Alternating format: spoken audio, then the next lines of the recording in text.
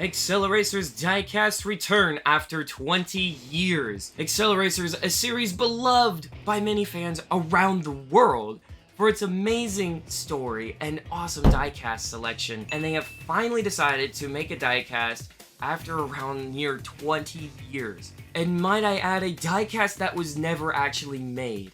You see, in the hit film Ignition, there were 3 cars, 4 for counting the Nomad, that were not created as diecast, that being Teku Deora 2, the Metal Maniacs Roadrunner, the Teku Slingshot, and the Chevy Nomad 55 that didn't have its cross nurse section. So those 4 amazing diecasts that we loved as kids growing up never actually got produced.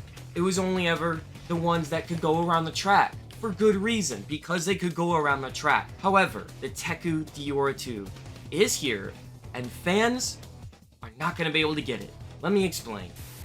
But first, let me preface, this does not and should not take away from the progress that we have made as a community over these years. I started 5 years ago, and so much has changed since then. From me and Vulcan doing a small fan live action, to meeting Brian Benedict and getting the connections necessary to have Vert Wheeler look like he was driving the real-life Teku Deora 2, because that part of this release was seriously awesome. The fact that the Deora 2 was wrapped for this release as advertisement and went around to different parts of the United States for fans to see was spectacular. It's why when I critique this product, it doesn't come from malice, but rather comes from a deep love of this car and its fan base, which I know that many that work on Hot Wheels also share from my getting to know them over this past year. However, not everyone at Mattel understands the fandom, and those that did were on the NFT team because they saw our demand directly in their Discord for that new diecast of Deora 2. This was the plan that got through and got approved. So, with all that said, let me tell you what went wrong here. You see, because instead of releasing as an RLC that could be acquired by thousands, almost 25,000 fans practically, we instead get a version that is rarer than Z36, which was the previous rare mass-produced Hot Wheels Highway 35 car coming at 1,000 pieces. Now, I don't even have a real one. This one was made by Tyler, but this one though, less than 600. So let's compare the toolings of the other Deora 2s. We have the first tooling of the Deora 2, that being the 1999 tooling. This is by far the best tooling. It's the amazing tooling. Separate surfboards, an awesome windshield that is flush, a separate engine bay, and it's the old style tab and rivet rule. Then a couple years after 2003, we would get this weird version with an inset windshield. It wouldn't be flush anymore, but it would still have the separate surfboards. Now this Daniel Arsham one is all one piece. The fact that they based it on that version is so dumb. The next version would be the Color Changers version. This had the molded surfboards, but a return to form with the awesome flush windshield. What a coincidence. This had a plastic body and a metal base. The fourth and final is the Neo version of the Deora 2, that being the mainline version. It has a 2 rivet rule, a metal body and a plastic base, molded surfboards, a separate engine compartment, and the inset windshield. All of the bad things, am I right? Well, that's the one they decided to use for the Teku Deora 2. That comes around and is just, wow, this thing looks amazing when it has awesome decals, but does try to, it's the 5th retooling of a car, and they based it off of the mainline version that was plastic based. This one's a metal base, and yet they couldn't be bothered to do any sort of the old tricks. I mean, seriously, it just seems a little lackluster if I'm honest. However, there are some good things about this diecast. The colors, the printing on the truck bed, I think it looks really cool on the orange, I will say, except for the part where they missed, right? Kind of in the middle of this one, on my version anyway. Some of the Teku logos got a little black in them. I don't know what that's about, again. But for the most part, I gotta give credit where credit's due on Leeway. It looks beautiful. Like, the graphics look absolutely incredible. I even think it looks better than some customs, if I'm completely honest. That's no discredit to the customs, that's just a credit to how good sometimes a mass-manufactured version can be. But that's not okay when it comes to the actual diecast looking the way it does. I mean, sure, you got the decals right.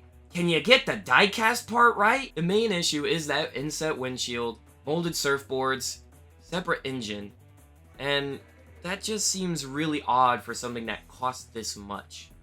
And what's even weirder is that Mattel Creation has released 3 premium, high-quality Deora 2s, and none of them are the old 1999 version. And in fact, the only good one, I think, is this Sean Wotherspoon one, even though, sure, people didn't like it because it was $40.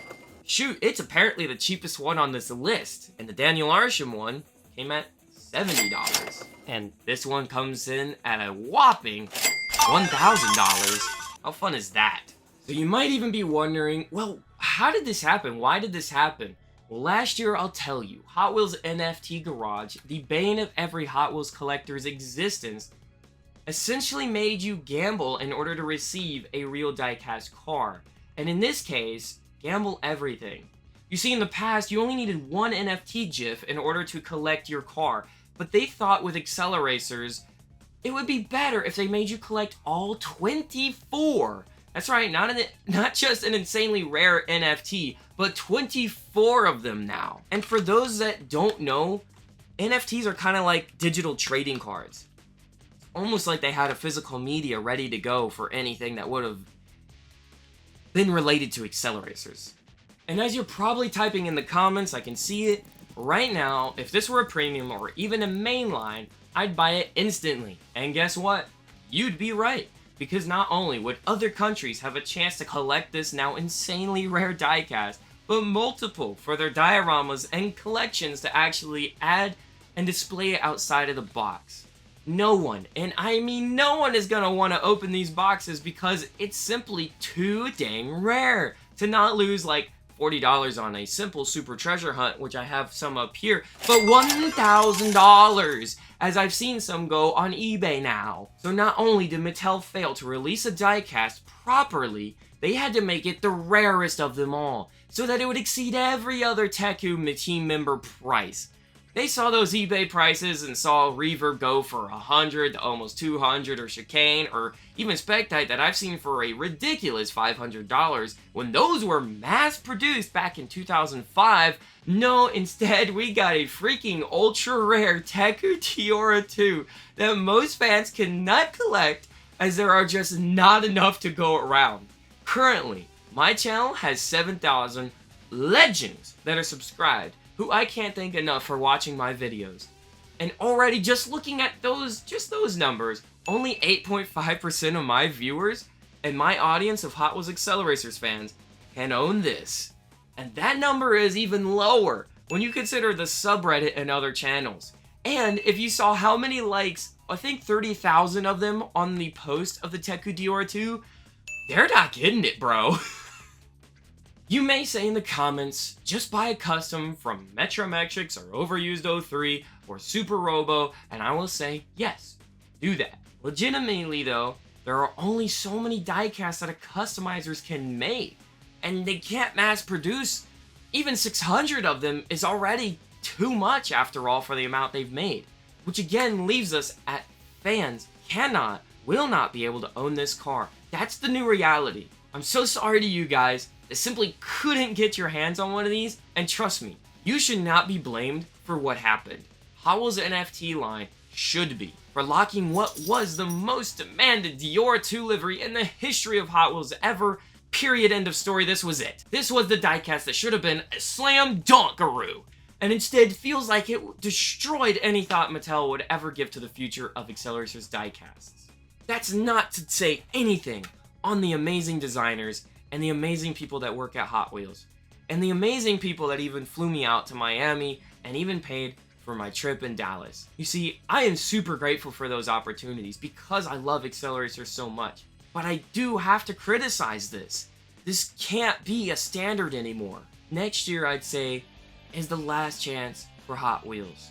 Not to say that there can't be more, but for most people, this is it. This is their biggest shot.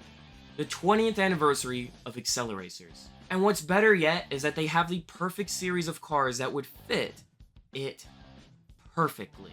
The new semi-premium sets. See, just like this GTO, Acceleracers diecast can fit perfectly into this $3 to $4 range, with graphics fully encompassing the diecast and having a return in the most important stage of them all, previous retools. You see, when I talked about the main lines, they had to follow what's called the 2 rivet rule to make them as cheap as possible for $1 price tags. But with this semi-premium line, they're no longer beholden to that. It's possible to see castings with old-fashioned rivet and tab designs that were made and amazing and well crafted just like in the early 2000s. They didn't feel cheap like some of the Hot Wheels do today. And I understand that's a criticism that I'm sure Redline fans have said before. Next year, please, Mattel, if you're listening, please, give us the return of the proper Deora 2 casting. Whether it has molded surfboards or not, the windshield and the engine, please, I'm begging you. Old gold synchro casting, a Teku slingshot, maybe a new Metal Maniacs Roadrunner, but I'll take just the normal Roadrunner with the Metal Maniacs design, and an old hollow back. That way, every single fan has the chance to collect these cars once again of the main people that they remember from Ignition especially. You have the main leader of the Metal Maniacs, the main leader of the Teku, the 2 most hotly requested diecast, Teku Slingshot, Teku Deora 2, with a better retool so that it doesn't have to be behind this locked crazy 600-piece set, and then Metal Maniacs Roadrunner, which Taro Kitano's awesome, man. I mean, what can you say, right? And even with Hot Wheels Let's Race, name-dropping Acceleracers has sort of the same as Experimentors or Street Beasts, which I don't personally believe, but hey, if you can categorize the Acceleracers in the main line, do it. I mean, or even to this was Hot Wagons. Acceleracers can return as its own line of, hey, we remember this. Hey, we're gonna give you this again. Fast and Furious does it. What's wrong with giving a few fantasy castings a chance again? It would simply be the perfect time in 2025 for Acceleracers to make a proper 20th anniversary return. At the very least, one of those. Just one. You might wonder, would that make the old Hot Wheels Acceleracers diecast less valuable? And in my opinion, no. Number one, because it can't be the same. The wheels will be different. The new CM6 is not the same as the old one. Now, I highly suggest that they still put the red dot in the middle, but they aren't the same wheels anymore. And in my opinion, that's okay to separate these from the new versions of these. And I'm not talking about a retool. I'm talking about this version of the tooling with the different tires and a different package and the same graphics. That's what I'm talking about. Maybe even more accurate movie graphics, because those aren't going to change what people love about the old ones, because they're older. They were nostalgic. That's where they were at. And it's the same with red lines versus re-released red lines. You see it all the time. The 1969 version of Twin Mill is going to be worth more than the 1995 re-released version that I have from the 30th anniversary. It's just not comparable. It won't be. That's okay. Don't be discouraged, guys. Instead, be encouraged that we are here. We're bigger than you would ever have thought. And Mattel, take notice. We all want to be customers. We want to be your customer so that we as fans and you as a company can both be happy. You with your money, us with our awesome diecast. These. So that's my thoughts. But what do you think? Leave a comment down below. If you like this video, please hit the like button. Subscribe to my YouTube channel for more awesome content. I've done Legends Tours videos. I've done real life car stuff.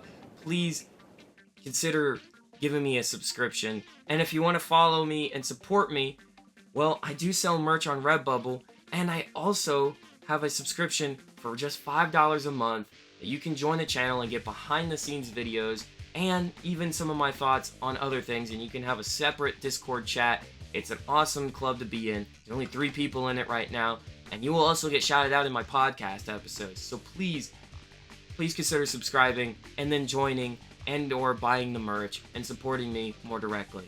Thank you for watching, and stay blessed out there. See you in the next video.